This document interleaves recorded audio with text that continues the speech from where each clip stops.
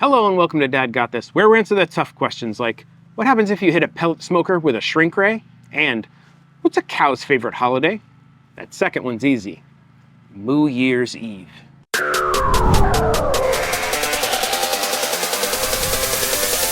want to thank ASMOKE for sponsoring this video and sending over their ASMOKE Essential battery-powered wood pellet grill. I'm pretty excited to give this a try. One of the questions I get a lot on my channel about the grill that I use is, can I bring it with me camping or somewhere like that? And unfortunately, no, the unit that I use does not have battery power, but this one has its own internal battery, and supposedly you can kind of take it anywhere. So let's open it up and see what it looks like. Pretty standard unboxing procedure. It was well packed, nothing was broken. Also, didn't feel the need to show you guys how to put it together because they have a great 2-minute video on their website that was super easy to follow. The unit measures 14.17 by 20.16 by 15.51 inches and weighs in at only 48.5 pounds. However, they managed to get 271 square inches of cooking space out of that little footprint. It has a 5.5 pound hopper that feeds a heavy duty steel firebox. There's an adjustable steel heat deflector with a 2-level cooking grate system. This should give you plenty of room to grill whatever you like. It has clips on the side that allow you to lock the lid in place for transport. Plus, the hopper is detachable and comes with plates to keep the pellets in the grill and in the hopper when moving it around. It even features ASCA technology with a built-in water pan. The ASMOKE is powered by a large rechargeable battery and even has a full-color touchscreen display for controlling the unit. This is a smart device, so there's also an app, so let's go ahead and get that. I use an iPhone, so the app's called ASMOKE. Grabbing it on the App Store. Once you sign up for an account, we're gonna go ahead and hit Add Device. It found my grill. We're gonna connect to a network. One thing to keep in mind when you are setting this up, this only likes a 2.4 gigahertz wireless network. It says it connected to my regular one, but nothing worked. So I had to go ahead and forget that and then connect it to my guest network, which is 2.4 gigahertz, and everything seems fine. It is downloading a firmware update right now. Once it's done with that, we'll get into it. And we're in. Everything looks good. App looks all right. First thing it wants you to do is a burn-in. This is to get rid of any of oils and coatings and things that might be made in the manufacturing process or what they did for shipping. Now, you want to do this at over 400 degrees Fahrenheit. Let's set that up. We're gonna load some pellets and get this thing going. ASMOKE was nice enough to send me a big bag of applewood pellets. Open up our hopper. Set it to 410, push the knob, and it's starting up. We'll see how long it takes to heat up. While this guy is heating up, we are gonna prep our test. We are gonna do some chuck roast like a brisket. First things we'll do is just give a little bit of a wipe down. For seasoning, I'm gonna keep this really simple. We're gonna do some salt, some pepper, and some dad dust. I'm using some Fiesta pepper, which is kind of like brisket pepper. I wanna go kind of heavy with the pepper so we can get a nice bark. Dad dust is 50% granulated onion, 50% granulated garlic, pinch of MSG. Just a light dusting. Press that in there. Not too worried about the sides. We'll just pick up stuff here from the board. Good to go. And this is just gonna go in my fridge to hang out till it's ready.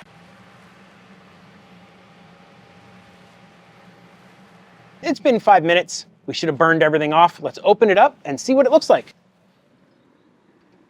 Ooh, there's a flame. Let's see if we can switch this over to a smoker setup. We're gonna go ahead and open up the app, smoke. We'll do 250. I will do 5 hours. We are just gonna go ahead and stick a probe into this guy. We gotta get some water for the water pan. The unit's come up to temp, so it's time to throw on our chuck roast.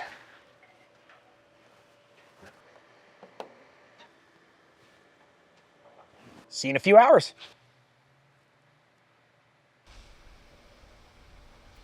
It's been about 2 hours since we put it in here. Let's go ahead and take a look at it. You shouldn't do this. This is just me doing it for video standpoints. If you're looking, you're not cooking. So you really want to kind of leave these alone as much as possible, but I just do this for science. Nice reddish color on there. It is definitely getting smoke. I don't know if the bottom's getting hammered or not. We'll find out. Let's see what we got pellet-wise. Still lots of pellets. We still have 3 out of 4 dots. Not bad. The meat's at about 110-ish Fahrenheit right now. We're trying to get it to that 160 so we can go ahead and wrap it brisket style and take it all the way up to about 200 for full tenderness. It has been about 4 hours with this on here. We're gonna go ahead and take it off. We'll wrap it up in a butcher paper with some beef tallow, stick it back on here and let it go till it gets to probe tender, somewhere around 200 degrees-ish Fahrenheit.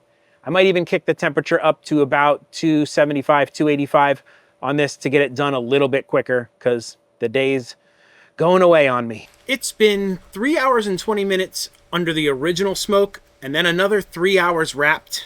We have 2 left on our battery. Let's just go ahead and take this thing out. I need to get this done.